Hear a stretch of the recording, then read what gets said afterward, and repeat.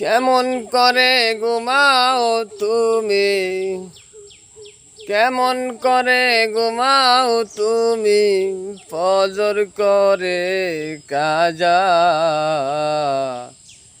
এমন তো হতে পারে জোহরে জানাজা তোমার, এমন তো হতে পারে জোহরে জানাজা।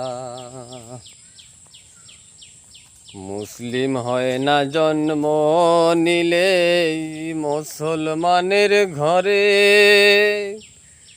কাফের মুরশিক তফাতটা হয় সালাতের উপরে।